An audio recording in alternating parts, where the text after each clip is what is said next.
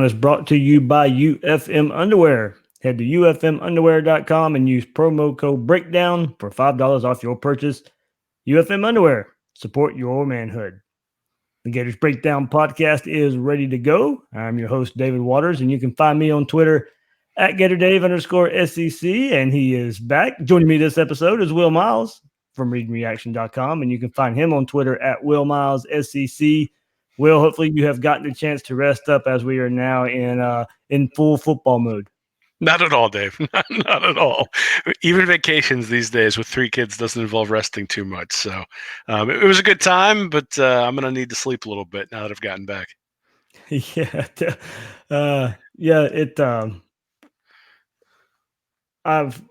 hit full bore football mode at the TV station.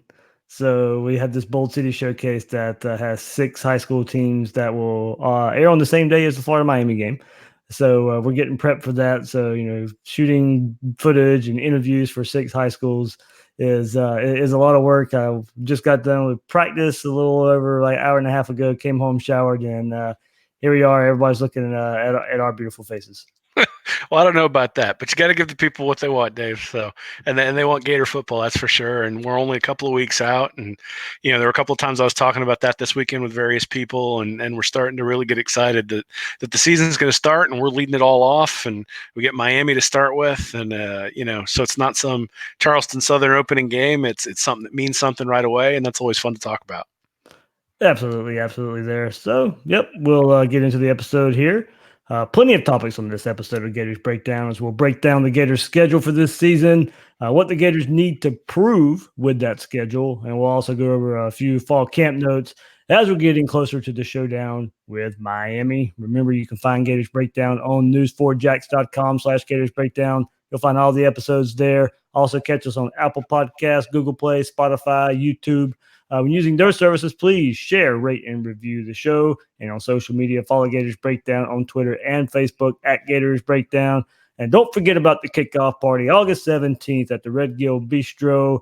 August 17th, a week before Florida and Miami kick off the season. Free admission.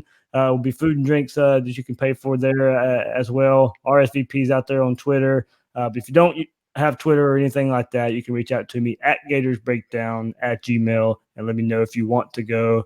And one more thing, also get your Gators Breakdown gear at Squad Locker. Head over there, click on the top right of the screen, click on Find Your Store, and type in Gators Breakdown. And all the gear is available right there, hats, shirts, polos, and more at Squad Locker. So we'll dive into the episode here. And it always seems the Gators have a tough schedule, and that's pretty much what you get playing in the SEC year in and year out.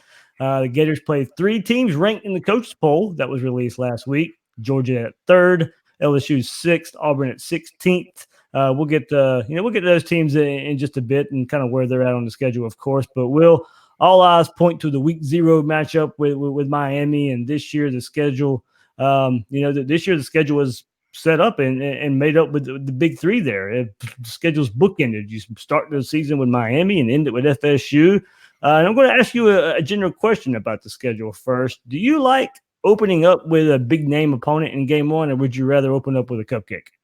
Oh, I like opening up with a big game opponent, though I think this one is a little bit outcome dependent, right? I mean, nobody liked opening up with Michigan a couple of years ago based on the outcome of that game, but you knew right where the team was right from the start, right? And I mean, I think you see this at the NFL, the preseason games are basically a waste of time, and I think those cupcake games are in general, people feel the same way about those, and it's been reflected in the attendance the last few years for some of those games. So, it's not a coincidence that Florida State's a home game, and so Miami is on the schedule. And 2 years ago, Florida State again was a home game, so you had Michigan on the schedule. I think it's a good thing to get on the schedule, both from just from a money making and an interest perspective, but also to really know where your team is. And it gives you ACC bragging rights, that's for sure, and recruiting bragging rights, especially with Miami. I'm not sure that Michigan gave you that much a couple of years ago, even if you won that one. But this time you get Miami and FSU. You sweep that, and you should be able to sweep recruiting in the state. And that's really what you want to do if you're Florida, at least to really start making inroads on the recruiting trail. Absolutely there. And a lot of people want to see Florida Miami play more. And so hopefully I think they'll work that game into the schedule, but you've already seen some matchups announced later in years for, of course, Colorado and Texas coming up. No mention of games kind of in between, the next 5, 6, 7 years. So maybe Miami will get thrust into that. But I don't like the cupcake games at all, so it's an easy answer for me. But to speak more to opening up with a big opponent, I really think it can spark a season. Go and get a win early on. I think confidence levels can soar. Now, I guess it can go the other way too if you lose a game. And of course, as you mentioned, you go back to the Michigan game in 2017. There's so many circumstances surrounding that game with the credit card scandal, and plus the team just wasn't ready physically for that game, especially what we see the team look like now, and then go back to what they look like in 2017. The team wasn't ready at all there. So that won't be an issue versus Miami. I think the risk is worth the reward. And I know there are always first game suspensions, and that plays a part in taking a risk by playing these big opening games. But as a fan, it gets me even more hyped for a season. And looking at it from another angle, I think it can go a long way in setting up for a successful season. Yeah, I mean, at the end of the day, we get to see these guys play 12, maybe 13 times a year. And so, if you get to see them play Miami the first week in the year, a lot of people are going to be making that road trip to Orlando. A lot of people are excited about it and probably going to be partying around the state anyway. You get to trash talk on Twitter. So it really gets, if nothing else, there's a lot of visibility for the programs, and visibility is a good thing.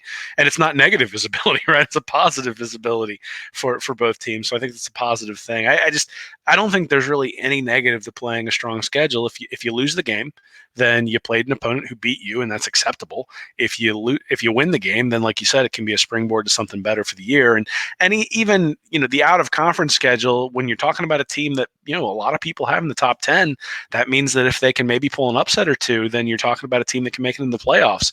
And the non-conference schedule starts to play a role then in that conversation. And, you're not going to find many teams that have better non-conference schedules than Miami and Florida State on their schedule. Now, Florida State's sort of in a rebuilding mode. So is Miami. But at the same time, who else is playing two traditional Power 5 powerhouses from the state of Florida in their non-conference schedule? I think Florida's the only one who can boast that. And it's going to give them a leg up if they're able to pull an upset or two in some of the games earlier in the season. And I'm glad you said that, because that always comes up. Well, why doesn't Florida play Miami more? Why aren't they a permanent opponent on the schedule? Basically, pretty much why you just said it. You just explained it. Nobody else is out there playing those two teams every year, plus what you have to go through in the SEC. Don't get me wrong. Like I said, I hate cupcake games, but also there's not many other teams that would put themselves at a disadvantage of playing two Power 5 out of conference teams every single season, plus what they're doing in the SEC. Alabama, they have to go schedule an out of conference opponent to open up the season with, because they close the season with Auburn. They don't have the in-state out of conference foe. They have to go get their out of conference, and that's usually toward the beginning of the year. Not many other teams out there. South Carolina has an in-state out of conference. When they schedule somebody else too, it makes their schedule even tougher by having two big time games that you have to count on. And I know around college football, we're seeing these tough schedules because of they're taking into account you may need that schedule boost toward the end of the year. But I don't want to hear a complaint that Florida Miami don't play every year when nobody else would put themselves at that disadvantage either. Now, this year is a little bit unique, too, because you've got the 3 bye weeks. By playing that week 0 game, you get that bye week before UT Martin. So if you can win the Miami game, then you're basically set up for an 11-game schedule, starting with the cupcake, except you're already 1-0, but you've had that week to recover before you go into the SEC schedule. And then again, you've got 2 more weeks during the year to recover as well. So, for a team that I think most people think is going to be very, very good in the starting 22, but may have some issues at depth in particular positions, those bye weeks are going to be important. And so again, I think it's sort of those bye weeks and moving the game up a week for Miami does play a role in terms of whether you would want it or not. But again, I'm always going to want the better games. I'd rather go 9-3 and play tough games than go 11-1 and play nobody.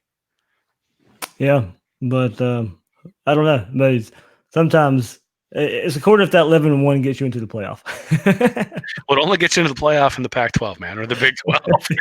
11-1 with cupcakes ain't going to get you much of the SEC. So, you're eventually going to have to beat somebody good to win the national title. And really, I think the SEC has sort of proven over the last 20 years, really, that playing in that conference, if you make it through that gauntlet, really proves something out. And it's not that the SEC wins every year, but again, over the last 20 years, certainly has been the dominant conference, especially when you start playing those big interconference games. Yeah, I always go back to 2006, 2008. Florida had some pretty tough schedules, but and they were able to kind of go through that schedule even with a loss and make their way to Atlanta and make their way to the BCS championship there. So most of the time when I've looked going into seasons and say, man, that schedule's really tough.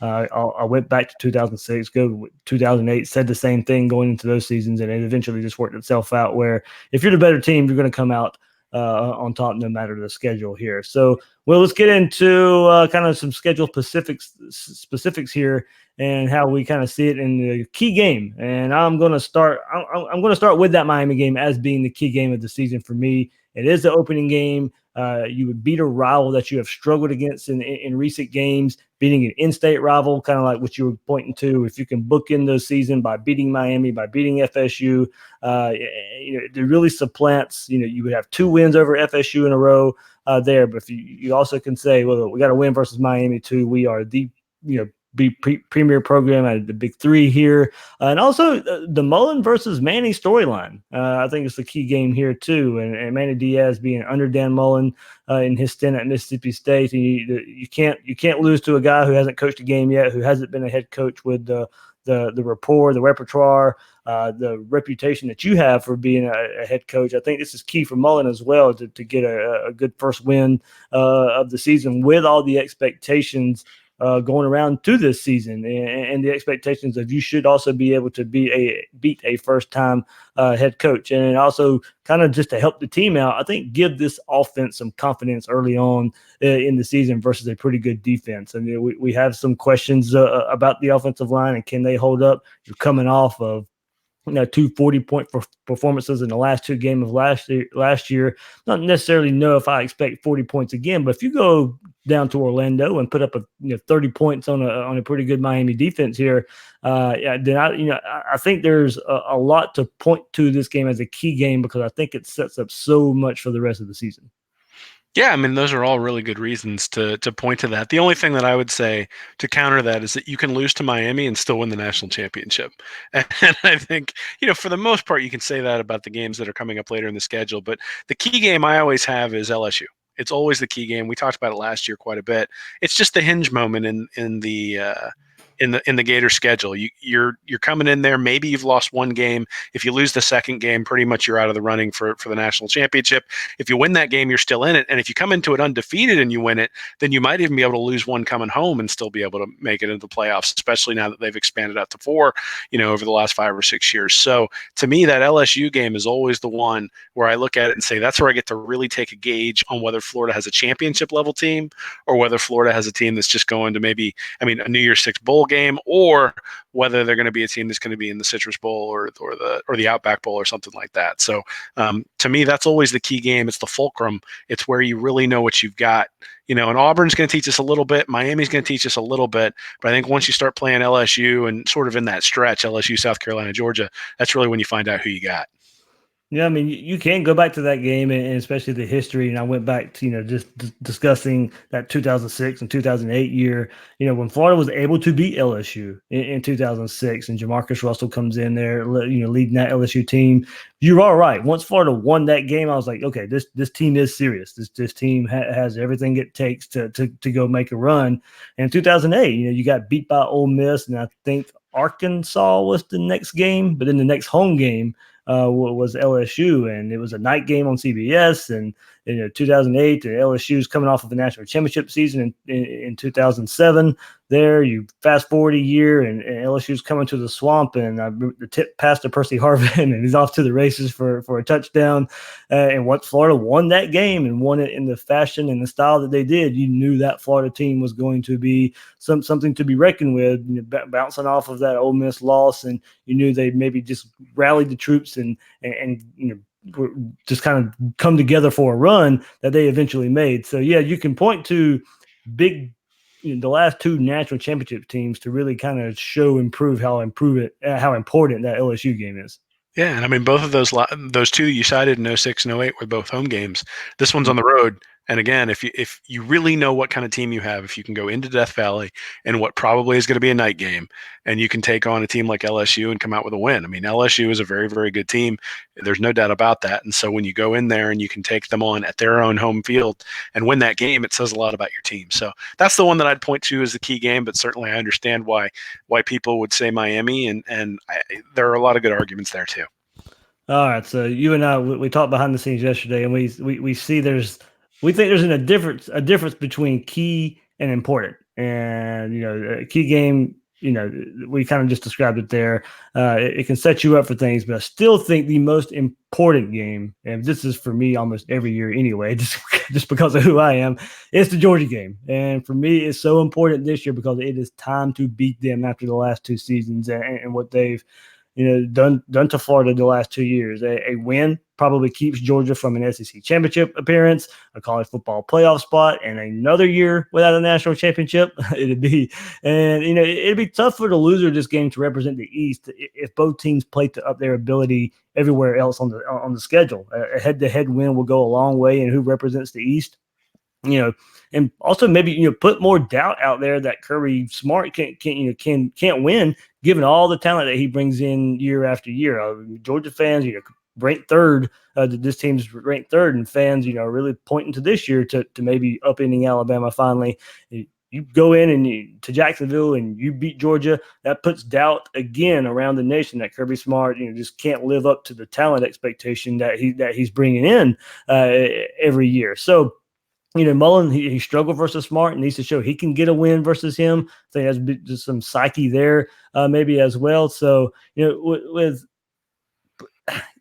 you probably, you can probably afford a loss sometime this season there, but to Georgia, I don't think you can accept a loss to them this year and try to say all your goals are in front of you without maybe some help. It's time for Florida to change the narrative that Georgia is the beast of the East. In Florida, that Florida has the best chance of playing Georgia from the top of the SEC East.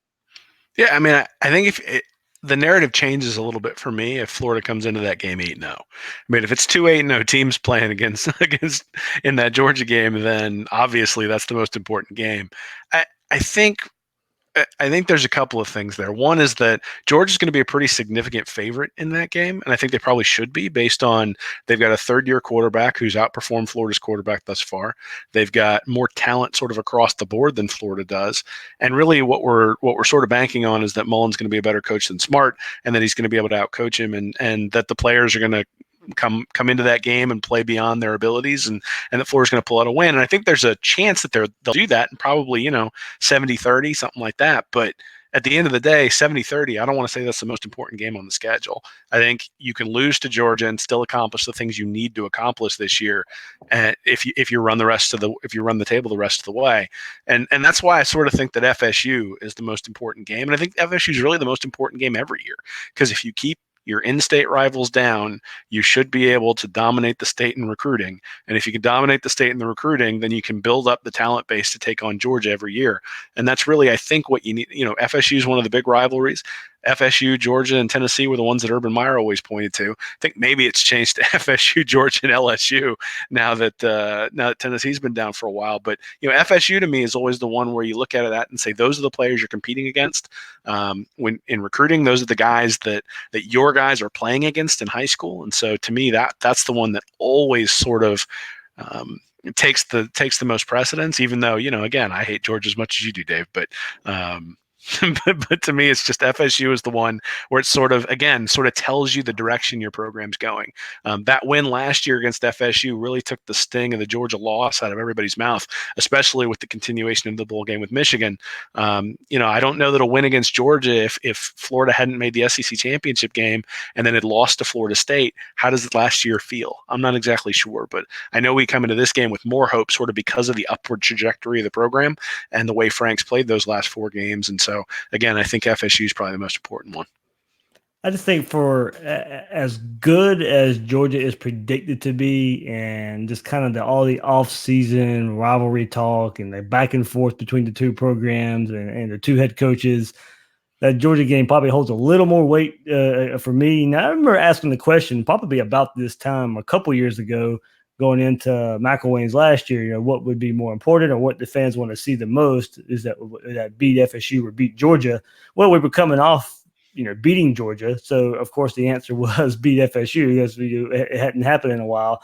Now, it probably would be interesting if I threw that poll up there again. What fans would say. That might be the next poll I throw up there. Is what would fans want more this year, to beat FSU or to beat Georgia? But yeah, you're right. I mean, if you do beat Georgia and lose to FSU, that would kind of be a hard pill to swallow, and maybe hold you from other from other things as well. And I do like the point that you made. If you beat FSU and recruit the way you're supposed to in state, then that should be enough to go a long way in the state of Florida recruits. And we've talked enough. And in the last episode too, posted yesterday with Brett Ciancia from Pick Six Previews, how much he was also saying how the state of Florida has got to come back around to the big three schools are the ones that are holding the talent in the state. And if that's going to be the case, then that Florida FSU matchup absolutely means a whole lot in the grand scheme of things. It always does.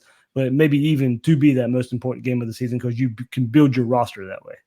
Well, I mean, I think we're splitting hairs a little bit, right? Because if Florida beats Georgia, then obviously that has major implications for the program and the direction that it's heading, and really sort of how things are looked at by recruits and that sort of stuff. So it's not that it's a big deal.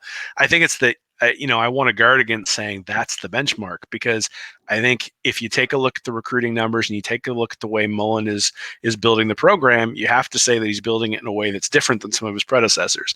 And so to say, hey, the expectations are a national championship this year, hey, if he gets there, that's great. I'm rooting for him. But I think you can also say that Florida's the underdog in that particular case.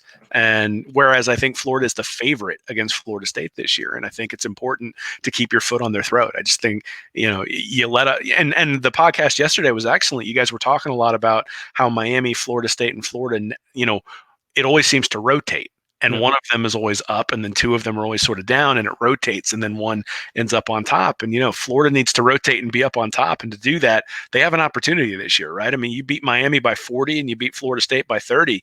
And I mean, who's going to those two over coming to Mullen at Florida at that point? So again, I think a lot of it has to do with the way the season goes. I mean, if Florida comes in 8-0 against Georgia, obviously that's the most important game of the year. If they come in at 6-2, then I think Florida State becomes the one where you look at and say that's the one we want to get, because it helps us build to where we're going. Yeah, I think this next one might be pretty easy here, but the key stretch, and I'm going, a 4-game stretch that's in the middle of the season. We might can define stretch in a different way, but I don't think there's a set number for it. But of course, that Auburn, at LSU, at South Carolina, Georgia stretch, there is a bye week in between South Carolina and Georgia, of course.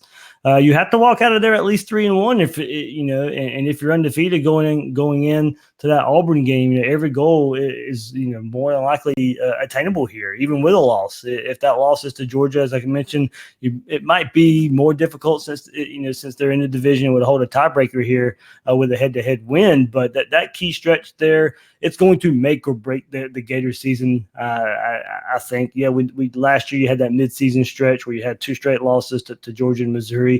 You still found a way to rally the troops and ended up having a good year. But you have that 4-game stretch here.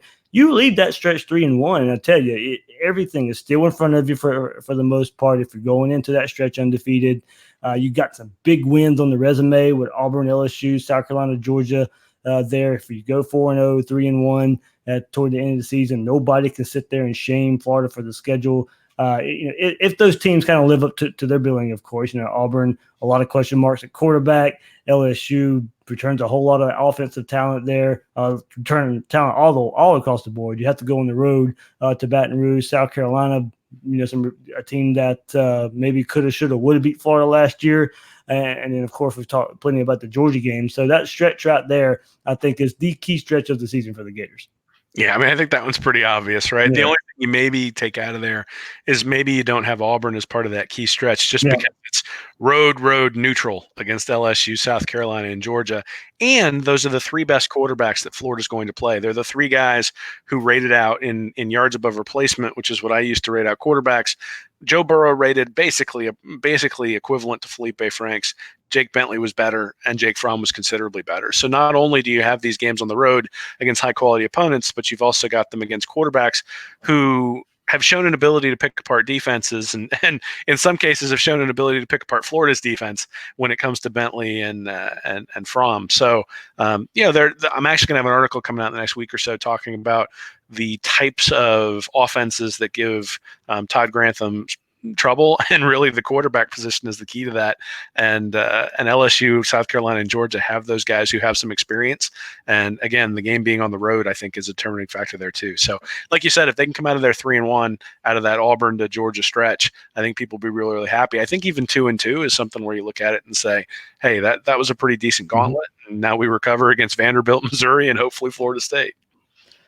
Well, is it also pretty obvious Missouri is the trap game? I mean, we have to keep looking at that team and what they've done to Florida since they've come into the SEC. I believe it's how many years? So 2012, 2018. So it's close to a 500 record, I believe, against Missouri since they've entered the SEC. And it's just a team that, for whatever reason, gives Florida so much trouble. 2012 was such a good year for Florida, but it was a down to the wire game against Missouri. Last year, of course, the onslaught that came in the week after Georgia and with Drew Lock and that offense was able to do there. I mean, it's that game against Missouri. I hate to call it a trap game just because of what that team has done to Florida, but where it is in the schedule. It could be a cold November day when the Gators travel to Columbia and kind of the definition of a trap game. Yeah, that's not really the one I have picked out. I mean, so one of the reasons is Kelly Bryant. I think he's okay. I don't think he's great. You think of him and you think, hey, he's a real athletic quarterback who can run all over the place, and those guys give Florida trouble. But you look at his stats 2 years ago when he was the starter of the whole year, 192 rushes for 665 yards. So he only averaged 3.5 yards per rush. Felipe Franks averaged 3.2 last year. So you're not talking about somebody who was significantly better than Franks at running the ball. And, those are the guys who give Florida trouble. I actually have Tennessee as the one that would make me a little bit worried, mainly because you're coming off of probably what's going to be an emotional win against Kentucky. And that sounds weird, but I know that these guys want to atone for that loss last year. They're going to be on the road against Kentucky. They will have come off of that Miami game, had a pretty decent break with the bye week in UT Martin. They come out jacked for the Kentucky game. And then you come back home against Tennessee, and I think Tennessee still thinks it's a rivalry, but people are asking the Florida players whether it's a rivalry, and they're sort of saying, it's any other game. And so that's the one I'd look at. And that doesn't mean I think Florida will lose, but I think it's a game where you can see Florida coming out flat early. And you can't afford to come out flat against teams that are decent. I think Tennessee's decent, particularly, again, I mentioned guys with experience. Guarantano wasn't great last year, but he's now coming into his third year being the starting quarterback, and I think that kind of experience can help him in a road game where maybe the team comes out a little bit flat. Well, I just mentioned that key stretch here. And South Carolina could be considered a trap game there too. When you travel to Baton Rouge and you have a bye week, and then Georgia, they're sandwiched in there between LSU and Georgia there. So you go to Baton Rouge and maybe come back with a victory there. I could see a team easily overlook South Carolina there, and a team that will probably be trying to look for wins any way they can get them with the schedule that they have this year. I can see that game being a trap game as well. Yeah, well, and you figure that they'll come in pretty jacked after last year's game, the Swamp last year too. We talk about Florida being excited for the Kentucky game to sort of redeem themselves. I think South Carolina really felt like they had an opportunity to bank a mark last year, and then blew that big lead in the Swamp to Florida, which turned both seasons, both team seasons, sort of in the opposite direction. I think South Carolina would point to the fact that they didn't have any healthy defensive backs as a reason for that, and Florida would sort of point towards the evolution of Felipe Franks as the reason for that. But irrespective of that, I do think South Carolina will come in. And again, a veteran quarterback in Jake Bentley.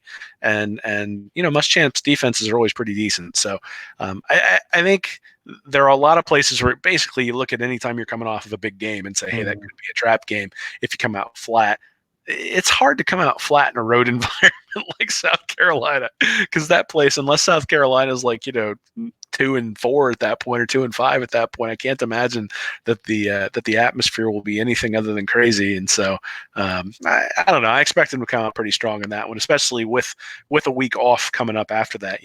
Nobody's really looking ahead to Georgia because they're looking ahead to hanging out with their family or something. All right, then. So we knew this episode was going to be a whole lot about schedule talk. So I wanted to ask our listeners out there, what did the Gators have to prove this year in 2019? And we kind of just looked at the schedule here to give, some thought and insight of maybe what the Gators need to prove, and a lot of us because of the schedule and what did the Gators need to get out of 2019. I'll start with Zachary Garner here. It says that 2 years in the same system and strength and conditioning program can amount to continued improvement on both sides of the ball. Not so much that we have to win 11 games, but that we win games easier, score earlier, more often, and get the passing game rolling in SEC play. Will, we go back to when Jim McElwain was the head coach at Florida, and I think for 2 seasons in a row, 2016 season and the 2017 season, magical word was progress. We wanted to see progress. Well, coming off of a 10-win season in Dan Mullen's first season, there's still progress that can be made, and Zachary just pointed to some parts right there. Maybe winning games in a better fashion, and where you don't get off to slow starts, you control the game all throughout. Maybe that's one part of really progress we can look forward to in this year's Gator team. Yeah, I mean, you've mentioned before getting off to better starts. And even, the games against Florida State and Michigan, which turned out to be laughers, were games where at halftime you didn't know who was going to win. It was a really close game, and then Florida was able to really sort of open it up in the third quarter and take advantage of some of the things that we saw in the first half. But those games were relatively close. Against Kentucky, you kind of felt like they would put their foot on the gas and just were never able to. And then against Mississippi State, it was sort of a rock fight. So Florida went 3-0 in one-score games last year. Those things tend to even themselves out over time. That doesn't mean they'll go 0-3 this year, but it means that if they have 3 or 4 of those, let's say they have 4 of them, they'll probably go 2-2, just because that tends to be what happens in those one-score games. So the more they can avoid those one-score games in blowouts against teams where they're physically and talent-wise superior, the better off they are. I mean, last year, South Carolina, they had way more talent, but had to come storming back on the backside. Vanderbilt, same thing. It sort of required ejections and coaches yelling at each other to get everybody juiced for that game. I mean, Missouri, they have more talent than Missouri, and they got run off the field. So, again, I think that it absolutely makes sense that they need to sort of announce their presence of authority against teams that are less talented. And then, against teams that are equivalently talented or more talented, you go out there and give it your best shot. And if the other team beats you, just tip your hat to them. All right, let's get some more tweets here. Very simple for Tony Aguilini, Will. He says, beat Missouri. So that's when some things, Florida fans definitely want to see is as we just kind of mentioned earlier and talking about the thorn in the side the Missouri Tigers are for the Gators. Kevin Rowell, he says, consistently built off the strides made last season. Show me that they can uphold the Gators standard and that last season wasn't a fluke. Win the games we should win and take 2 out of 3 between Auburn, LSU, and Georgia and get things really interesting. And Will, that's kind of going to that one. The beat Missouri was part of it there from Tony, and also saying this one, win the games we should win. That's the thing I'm picking as what the Gators must prove the most for me in 2019 is go win the games you're supposed to win. You don't need to, you don't get it. The game, yes, the streak versus Kentucky was eventually going to happen at some point. You're not going to beat a team like that. I doubt it happens again. You beat another SEC team 31 years in a row. That's very rarely happened, and one reason why it was one of the longest streaks in the nation there. But the Missouri game, of course, that's brought up and needs to be taken care of. Vanderbilt, they don't need to be struggling against a team like that. It is go beat the team, because if Florida, the way we look at it right now, if Florida takes care of the teams that we think they're supposed to take care of, then there's 10 wins right there. And then you got to figure out what you can do versus LSU and Georgia. Yeah, well, I mean, it's a matter of consistency, right? That the maddening thing last year was you felt like the team took 2 steps forward and then they immediately took 4 steps back, or at least that's how it felt against Georgia. I mean, in Georgia in the first half, they hung with them a little bit, and then in the second half, Georgia was able to run away with it as the mistakes mounted. Missouri, they're just it was never close. And that's frustrating when you sit there and watch that, because you're sitting there going, your team's more talented. And even in the first half against and some of the third quarter against South Carolina, you felt the same way. So really, it's a matter of, I don't know that you need spectacular. You need steady and consistent the whole way through. You can't have blown coverages. You can't get out of gaps on the defensive side. You can't have guys just streaking down the field wide open for easy pitch and catch touchdowns that our team doesn't get. So we can't have those sort of blown coverages and those sorts of things. You can't miss open guys downfield when they're wide open, like they have like they did in some of the games last year. So again, I think it sort of speaks to Gator fans wanting to see consistency, not necessarily spectacular, just consistency, and then you hope that consistency over time rises up to spectacular, and then you've got a consistent winner. Yeah, I mean, a lot of fans, I'll read the tweets here, they kind of speak to that point as well. Ali Pete Wilbur says, win the games they should, Kentucky, Missouri, etc. Be competitive in every game. Not sure our record improves. Easier to go from 4 wins to 10 than 10 wins to 11. But eye test improvement is necessary. Lucas Mann says, are the Gators on the Dogs level yet? And if not, how wide is that gap? That's an interesting one, Will. Of course, we've talked plenty about Georgia earlier in the episode, but a lot of fans are going to point to that game as a measuring stick, as a proving point for 2019, just because that's the hurdle Florida has to get over this season. Absolutely. I mean, it'd be the same thing if you were playing Alabama, right? I mean, you want to know how you measure up against the best and against the teams that are predicted to win. Obviously, you want to beat them. But if you lose by a touchdown or you lose by 4 touchdowns, I'm not sure it really matters. I mean, maybe it matters from an optics perspective where you just say, oh, God, like we're not even close. But, I mean, end of the day, a loss is a loss. And, you lose by 1 on a last-minute field goal. Do you feel any better? Chances are I feel like I got kicked in the gut even harder at that point. So, yes, it's a little bit of a measuring stick. But I think, Georgia has a third-year starting quarterback who's had his team either in the playoffs or close to the playoffs the last couple of years. They're a really good team. And so losing to them, I don't think there's a lot of shame in losing to a team that's good like that. Now, obviously we want to keep the 1980 streak going so we can keep trolling their fans. But at the end of the day, you can't look at the team and say they're not a good team. And in fact, I think even like the transfer of Fields may end up being a good thing because you don't have a quarterback controversy or any of the stuff that goes along with that. So, it's a measuring stick. You want to see where you're at, but I think it's just because if you lose to them, it doesn't say anything bad about the team other than, you just have to get better. And I think we all know that. Yep, that is a measuring stick, of course, for many out there. A few more thoughts here at the IGYB100. He says need to see more consistency in general. Starts, finishes, and overall performance need to be consistent. Last year, I get growing pains and maybe even the ho-hum we lost our shot at a championship hangover. 0% excuses this year. Second year in the system has to show. So, Will, I also look at this second year in the system with some expectations. We've had plenty of talk in the offseason about the expectations Florida's going to face this year. And you can go back to last year, that Kentucky game. I do think there were some growing pains, and Dan Mullen learning what he had on offense and learning what Felipe Franks could handle early on in the season. You had some players out for that game as well. As I mentioned, that streak was going to end at some point.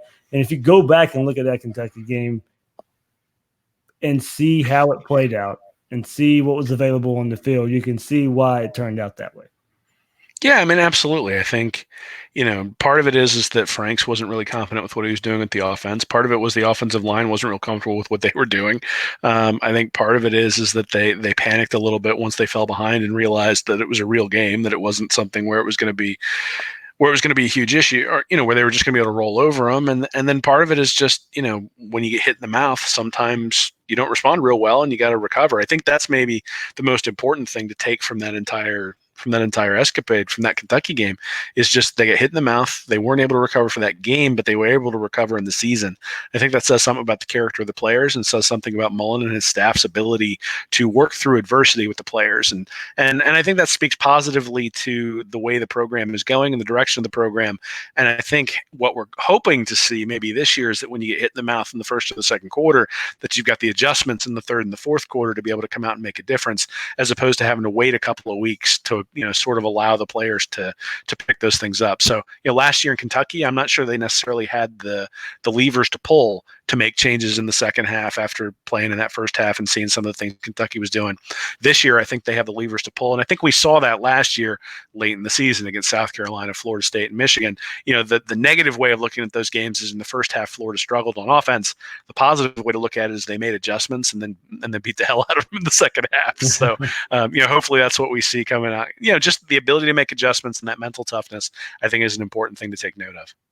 Yeah, I think so too. And two more thoughts here that go along kind of with each other. And an interesting point, Will, is Nicholas Goldsmith at Gator Fan 691 says they need to prove that this is long-term success and not a one-hit season, a la McElwain and Muschamp. Speaking about more consistency here. Kevin Harris also says that last season wasn't a fluke or a joke, that we are indeed on the right path. Also, how we respond to after adversity in aftermath of the Georgia game cost us against Missouri. And I do like in the fact that a lot of fans want to see consistency because we were burnt by the 2012 season of Will Muschamp and the fast start under Jim McElwain, only to get toward the end of his first two seasons there, get waxed by Florida State and Alabama in the SEC championship game. Kind of some false bravado going into the late in the season from those teams before it all come crashing down in 2017. So, yeah, if Florida goes out there and wins 10, 11 games again this year, I don't see how fans can't be excited for the long-term success of the Gators under Dan Mullen. Yeah, but I mean, even so, I think if Florida goes 9-3, I think that's a possible outcome. I think if Florida goes 9-3, but they're a better team, I think that still says something positive about the team and the way it's going and the trajectory. I mean, one of the things I'd look at, because you want to see them improve in the areas where you think they maybe were deficient, and say, hey, that's an area where they've been able to improve. The one place I'd really look at and point out is penalties. So 2 years ago under McElwain, they were 129th out of 130 FBS teams in penalties per play. Last year, they were 125th. Mississippi State averaged over Mullen's time 44th. So the penalties, the false starts, all those things that sort of put you behind the eight ball on offense, those are the sorts of things that Florida needs to avoid this year. And I think if they can sort of, make those improvements on the margins, you end up with a team that's better than 9-3. But if they, again, they went 3-0 in one-score games. One game goes a different way. I think about the 2016 with the Auburn, Chris Leak, the fumble that wasn't really a fumble, but that play goes Auburn's way. Auburn wins that game. Again, if something like that happens this year and Florida ends up 9-3, the missed field goal last year against Kentucky, again, the missed field goal against Kentucky, in quotes, air quotes, big time. in air quotes, those sorts of things happen when you get into close games. And so, again, I think we want to see consistency. We want to see progress. I think that means you see an opening up of the playbook. You see Felipe Franks much more consistent on a week-to-week basis, having an ability to throw downfield with more accuracy. And if those things happen, I think you have a better team. But they're playing a tougher schedule this year. And so, 9-3, 10-2, 11-1, those are all very, very good outcomes.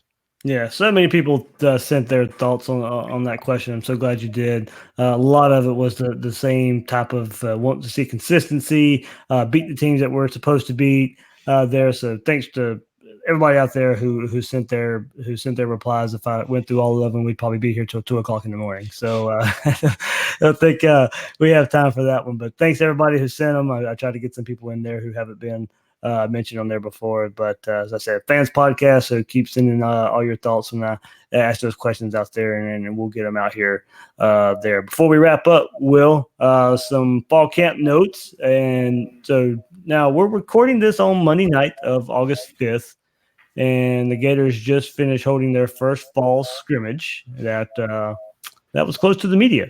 So so everything discussed here is dating back to the weekend. And so John Huggins still not practicing. Will CJ McWilliams missed the last open practice as well. Rumors of an injury there. Brad Stewart was seen leaving practice with a towel over his head last week. Wasn't at the latest open practice either. So with all that, this is a secondary that is missing some experience. Huggins, a player we were looking for as a versatile piece in that backfield, also backing up Trey Dean at star. McWilliams, a player for depth and one we hope could improve on last season. And Brad Stewart, who missed time last season for off the field issues, and he's one of the better playmakers on the defensive side of the ball. Will, they're not practicing right now, and there's not a lot of clear answers as far as what's going on. Dan Mullen does have a press conference on Tuesday, so we'll see if anything comes from that. But if this continues, and it looks like we'll see more of true freshman Kyrie Elam, Chester Kimbrough, Jadon Hill, as the staff may not be able to depend on some of the flexibility and versatility that they were planning on having this year.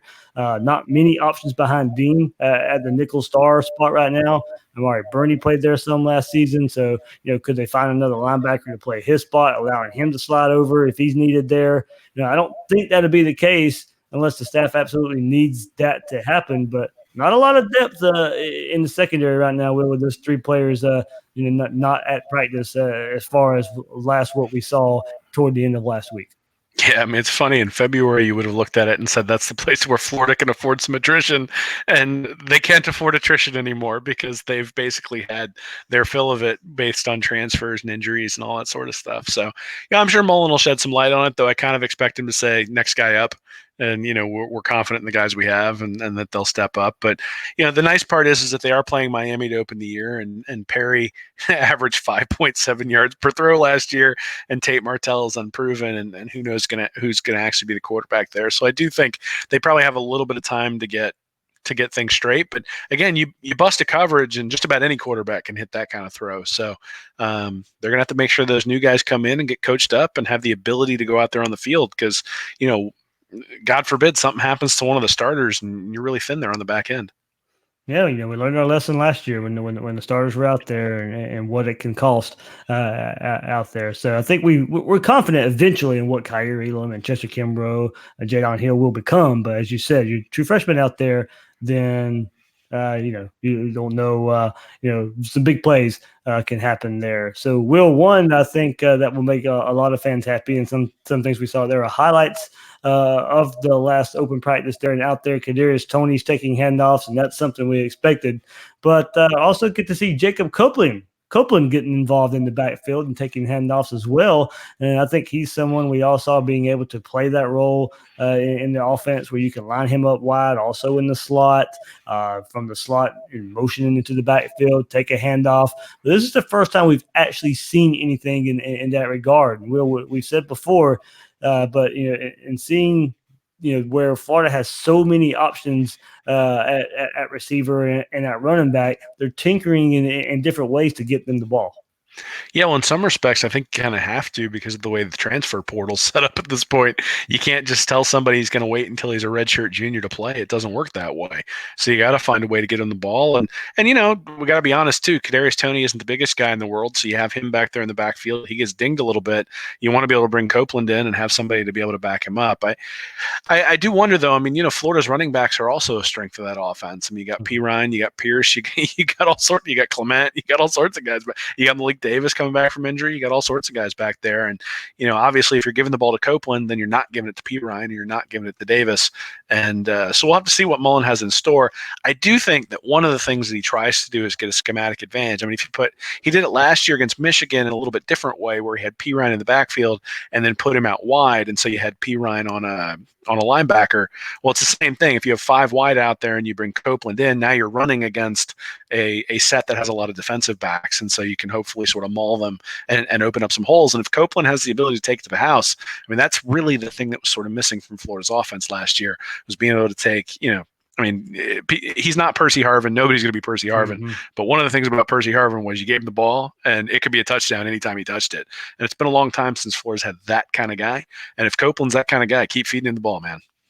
Yeah, and as you said, we just mentioned the wide receiver depth and what they have there, and now some guys getting motion into the backfield and getting carries, and as deep as these running backs are too. One thing that does come from that, and I think a very positive that come from that is some unpredictability on offense. You don't know who's going to get the ball. As you mentioned, you have Copeland in a set, and he could get motion into the backfield where you have a numbers advantage, a schematic advantage, a size advantage. And tell you what, I mean, the depth that Florida has for this year. Will, you and I have talked about it, I think, plenty of times. This is the year to strike, I think, for Florida. With what you have at quarterback with Felipe Franks, with all the skill talent that you have, and now maybe some unpredictability with all that skill talent. Mullen, probably in this offensive staff, probably licking their chops a little bit with all the options that they have. Yeah, well, I mean, the whole point is to get the defense in a disadvantaged situation, and if you've got guys who are versatile, which is what Mullen's been talking about, both on offense and defense for the last couple of years, if you've got guys who are versatile, then you can put the defense in a position where they can't win no matter what they do, right? So if you can put Pitts at tight end and Kroll at tight end, and they can both block, but they can also catch. Well, then what does the defense do? They have to leave linebackers in for the running game, or they have to bring out defensive backs to guard them on the wing. And you get somebody like Pitts out there who's 6'6", and Kroll's not small either. Can you really put a corner on him? So how do you guard that? Same thing with Copeland. He's a big, fast receiver. If you can bring him in at the running back position, now you can give yourself an advantage by having an extra DB on the field. Or if they leave a linebacker in there, you call a play with him out wide, right? And then you get one-on-one against a linebacker. You get a linebacker in a zone coverage where you can drag across in front of him and can turn that into a big play. So, Mullen's whole offense is predicated on getting the advantage. That you want to get the defense into a single high safety to start taking deep shots. You want them to bring up that second safety to where you've got one-on-one and you can really go deep. And running the ball enables you to do that. And really, the personnel he's got should be able to put the defense in a disadvantage on every play. And that's really going to bode well for the offense. All right. Talking about boding well for the offense, Will, your last article at Read and Reaction highlighted Felipe Franks and the good things that he was able to do and maybe translating into the 2019 season. Yeah, I mean, it sort of looked at the differences between what he was doing when he was playing against Kentucky and Missouri, and what he was doing, in the Florida State Michigan game. And there was an interesting Skycam view for the Michigan game where you could actually see some of what he was seeing when he was on the field. And, Michigan came in and played a ton of single high safety, which means, hey, it's going to be Frank's time. I mean, he's got to go out there and throw the ball. And he did. And you could sort of see the progression from early in the year to late in the year. And you could see it in the stats too, where he was completing, I think, something like 14% of his passes over 20 yards in the 3 losses. But then in the last 4 games, he was up around 52, 53, 54%, and a 65% pass. With the Idaho game, I think he was like 63%. So, if the Franks of the last 4 games shows up this year, you're talking about a really, really good quarterback. I don't think you're probably talking about a Heisman level quarterback. I mean, I don't think that's probably where he's ended up, but you're talking about somebody who can really go toe to toe with somebody like Jake Fromm. And, at the end of the day, if you've got a guy who can go toe to toe with Georgia's quarterback, well, now you've got a real chance to win that game. The game starts tilting more towards 50-50 than 70-30. I don't care, if you're a more talented team, you're going to win a lot of the time. But if the quarterbacks are equivalent, or if Florida's quarterback wins that battle, then obviously that sort of tilts the scales, regardless of whether you're more talented at defensive tackle or something like that. So, I think people look at it and say the last 4 games of last year were either a mirage and we're going to go back to the inconsistency, or they were a step forward for Franks. And I think at Media Day, you heard Mullen and you heard Franks talk about the progression that he'd made. But that can just be talk, but you can actually see it in the film. And that's one of the things that really gives me encouragement heading into the year. It's one of the reasons why I would have said 3 or 4 months ago, I was figuring we were probably more on the teeter-totter, but the more I've looked at it and the more I've looked at what happened from early in the year to late in the year, I think we can be pretty confident that Franks maybe won't be as good as he was against Florida State and Michigan, but it's going to be a lot better than he was against Kentucky and Missouri and Georgia. And I think that means Florida's going to be more consistent. So, yeah, go over there, check it out. There's a bunch of clips that look at that break down some of the stuff that he was doing early in the year and late in the year. And I think it's an interesting read. What else you got coming up? I mean, you teased a little bit earlier. Yeah, I'll be looking a little bit at some of what some of the better quarterbacks were doing against Grantham's defense, and why that really sort of points to LSU, South Carolina, and Georgia being that key stretch. And I got a few other things coming up. I'll probably be writing about recruiting, since this is right around the time where I think you can get a gauge for where the class is going to be. So we'll be talking about that a little bit too. All right. check Will out at readandreaction.com. Of course, that's where you can get his great work. And we'll later on this week here on Gators Breakdown, joined by Mark Rogers. We'll take a look at FSU Miami previews. Also, episode released yesterday as well. If you missed that, with Pick Six previews joining in, and an interview with Travis Johnson from Bartram Trail, the defensive back commit there for the 2019 class for the Gators. Will, anything else, man? Nah, man, just good to be back. Good to sort of get back on the horse, and it's about to start, Dave. We're about to have 3 straight months of no breaks. Thank God there's 3 bye weeks this year for us too. Yeah, that's right. Hey, that's a good point. I didn't think about it that way. No, it's always exciting. You know, we had the first preseason game. The Hall of Fame football game was on this week, and none of the starting quarterbacks actually started. So about 5 minutes in, I turned it off. But that is the demarcation line for when football season actually starts for me, and when I start to get excited. So, camp started a couple weeks early this year, which was exciting, but it still doesn't feel right, in early July. But now the Hall of Fame games come, and we got the Miami game coming up in less than 3 weeks. It's time to go, man. Yep, as I've definitely mentioned, Gators Breakdown 3 episodes a week from here on out as we get through football season. So from now till the end of December, 3 episodes a week for Gators Breakdown. So that's Will Miles. You can find him on Twitter at Will Miles SEC, and again his site readandreaction.com. I'm the host of Gators Breakdown, David Waters. You can find me on Twitter at GatorDave_SEC. Guys and girls out there, thanks for listening to this episode of Gators Breakdown.